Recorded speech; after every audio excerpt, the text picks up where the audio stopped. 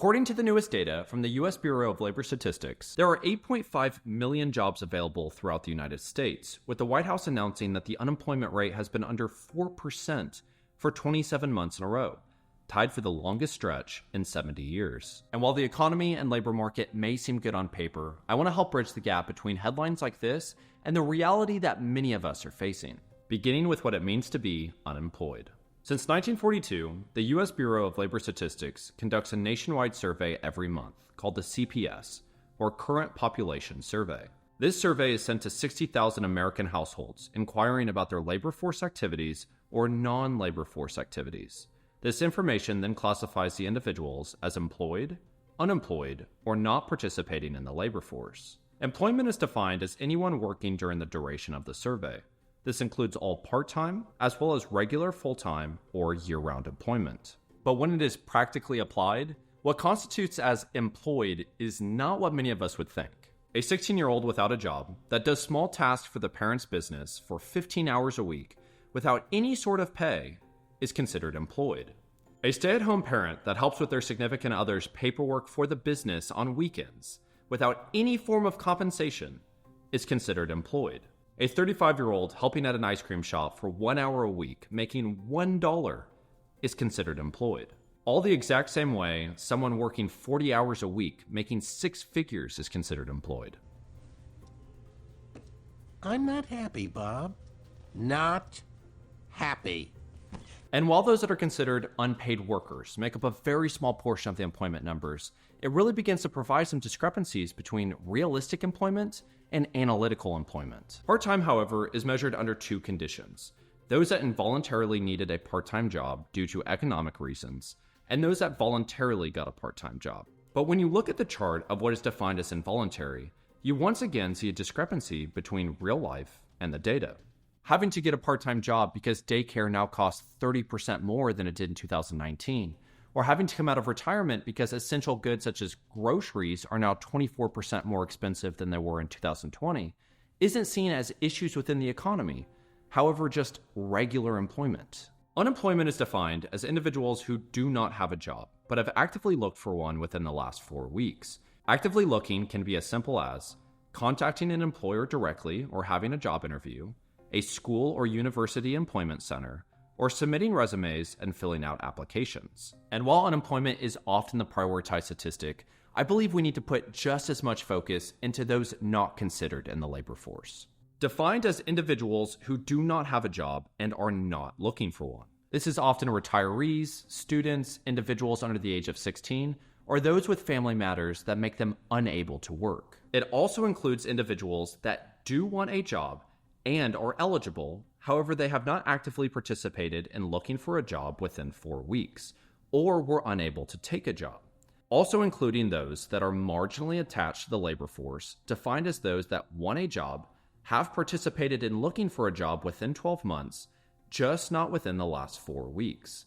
And lastly, you have discouraged workers, which are individuals that have given up searching for a job due to feeling overqualified, underqualified, too old, too young, or that there just aren't any jobs available. When we measure unemployment, there are 6 different ways to do so. What is most commonly discussed and considered the headline unemployment rate is U3, which only includes those that have actively looked for a job within 4 weeks, resulting in 6.5 million individuals unemployed, or an unemployment rate of 3.9%. But in times of economic uncertainty, the better form of measurement is actually U6, or the underemployment rate, which accounts for those that are unemployed, involuntarily needed a part-time job, those that wish to be in the labor force but have not participated in the last 4 weeks, and those that are marginally attached as well as discouraged. When you calculate it that way, there's 18.5 million individuals underemployed, or an underemployment rate of 7.4%, projected to be 7.6% by the end of the quarter. And as we begin to look at the data in a different manner, there's still a blatantly obvious factor that must be addressed. Are the jobs available actually real? Before we dive into more of today's current job market, if this video has provided value to you and you would like to support the channel, I would greatly appreciate it if you liked the video and subscribed if you haven't already done so.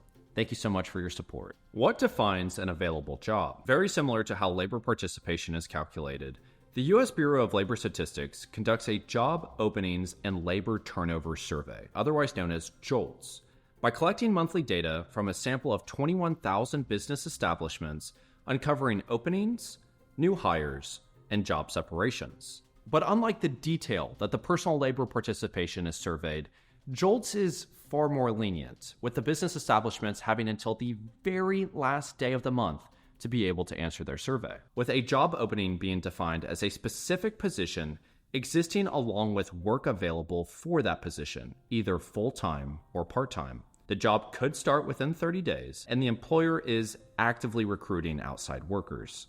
When you look at the overall complexities of the personal labor participation survey and you compare that to JOLTS, it becomes apparent that the overall information may not be as accurate as one would hope, with the Bureau of Labor Statistics even claiming it has 90% confidence in the data. And at the end of the day, it is just a survey, and 90% confidence in most other instances is seen as pretty good. But when this is defining the benchmark number of the American labor force, it can begin to hint at some discrepancies between reality and what is being shown on the data. And this brings us to the point of why would some employers consider creating fake jobs? Ghost jobs are defined as jobs that have no intention to be filled or have previously been filled, just not removed. Clarify Capital, a New York-based business loan provider, surveyed 1,000 hiring managers and uncovered that 70% keep positions open for more than half a year. 40% of managers list jobs they are not actively trying to fill to portray that the company as growing, and an additional 34% of managers state that they used the job opening as a way to inspire the overworked staff that help was going to come. With Scott, a London-based career resources company, discovering a massive 1.7 million potential ghost job openings on LinkedIn alone, just in the US. However, there is an even larger reason why companies may be incentivized to use ghost jobs. Many established businesses will create what is called the cost of vacancy, which is the cost of having a job opening available, calculated as average daily value times average time to hire. For example, if there is a position available for $60,000 and the position generates the company $120,000 every year, or $461.53 for every working day, and it takes 35 days to fill that position, that time costs the company $16,153. And when you play that at scale, that can be a very pricey tab. But this only becomes relevant when the company now needs that position to be filled, which could potentially incentivize them to negate this altogether and artificially create their own supply and demand and dictate their own wages without any aspects of the free market. When you create multiple job openings that are not intended to be filled, you now have access to massive amounts of data from those applicants. This is especially relevant for companies with high attrition rates. When you look at the top 10 companies with the highest turnover, you can see it's absolutely being dominated by the tech industry, one of the most turbulent industries in the market right now. And with these massive layoffs, decreased cost, it's also forcing the already skeleton crews to be even more efficient and now to need less individuals to fill those positions. But whenever the time comes that they may need to create more supply, well, they already have a massive amount of database to be able to pull individuals to meet their needs.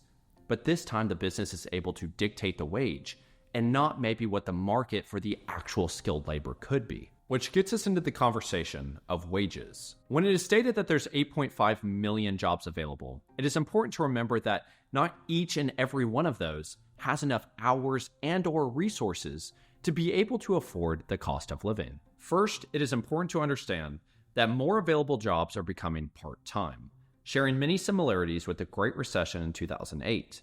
As part-time jobs are on trend to surpass full-time positions. Since 1984, when adjusted for inflation with 2022 numbers, the median hourly wage is $18.12, only $2.41 more than this time 40 years ago, which is still not necessarily the most accurate representation, as we're still missing 2 years of median wages adjusted for inflation. And I don't even believe that the CPI is necessarily the most accurate representation of real inflation, as we're missing many key data points. But when you zoom out and you look at 8.5 million jobs available, and then you realize, well, there might not actually be that many jobs available. And then you zoom out a little bit further and you see, well, the majority of those jobs are actually becoming part-time positions. And then you zoom out a little bit further and you see, well, there's 6.5 million individuals competing for jobs that are only unemployed, when there's actually 18.5 million individuals competing for these limited jobs. And then you zoom out even further and you realize the wages that those specific jobs are actually affording when it comes to the cost of living, it isn't what it needs to be. The competition becomes incredibly high. It really narrows the job market, which creates an even higher dependency on the application process. Dependency in AI software. A survey done in 2023 stated that 98.8% of Fortune 500 companies use ATS, or application tracking systems. ATS screen and filter resumes to optimize and discover the best candidate for the available position. In its pursuit of efficiency and keyword optimization, 75% of applications are never seen by actual humans. HR tech journalist J.R. Donovan states that 88% of employees believe that ATS actually screens out the quality applications with applicable skill sets because their applications are not best suited for the ATS software, with the completion of the hiring process now hitting a record high of 44 days, not to mention an average of 2 to 4 interviews. And while the ATS is designed to remove human bias, its sole intention is still to provide whatever the employer needs. So if the employer has a position and they want to fill it with a college graduate, but they don't want anyone that has a master's degree, well, everyone that has a master's degree that applied, it's automatically just removed, leaving many individuals that feel qualified, if not overqualified for a position, to not only just never receive a call or any sort of notice back, but to not even have the resume looked at.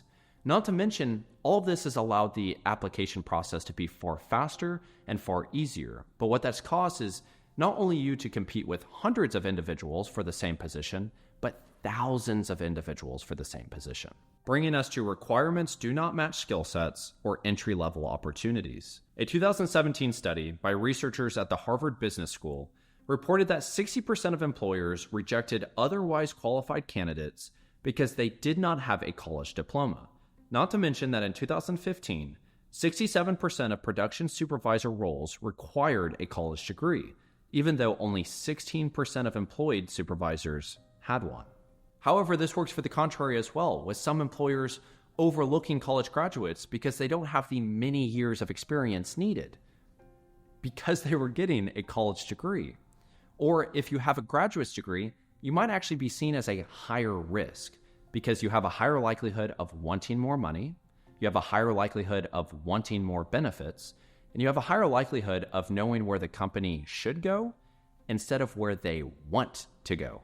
And I really think this is due to the fact that college just prioritizes the end result, the degree that you get at the end. It's teaching you such outdated information that it doesn't allow you to have those skill sets that are applicable for the modern job market for you to be able to survive or thrive in it.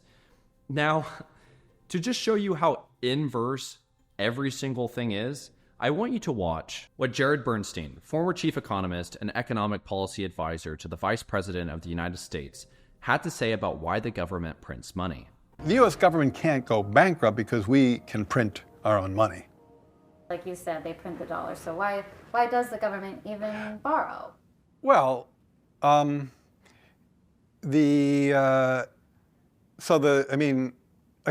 some of this stuff gets, some of the language that some of the language and concepts are just confusing. I mean, the government definitely prints money, and it definitely lends that money, which is why the government definitely prints money, and then it lends that money by selling bonds. Is that what they do? They sell bonds. Yeah, they sell bonds, right? Because they sell bonds and people buy the bonds and lend them the money. Yeah. So a lot of times, at least to my ear with MMT, the language and the concepts can be kind of unnecessarily confusing. But there is no question that the government prints money, and then it uses that money to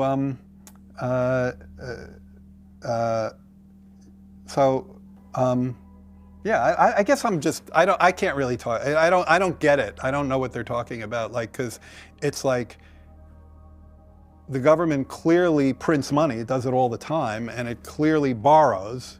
Otherwise, we wouldn't be having this debt and deficit conversation. So I don't think there's anything confusing there.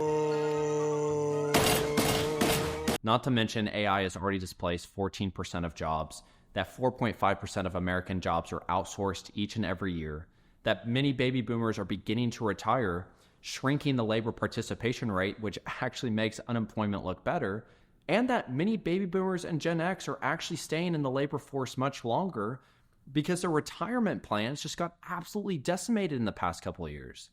And then you look at Gen Zs, they're actually the highest entrepreneurial generation than ever before. And this is all happening at the same time that 4 million new college graduates are entering the job market, or that many businesses are kind of hesitant on the hiring process or many of the things in which they're operating because there's a high likelihood that a recession is just right around the corner.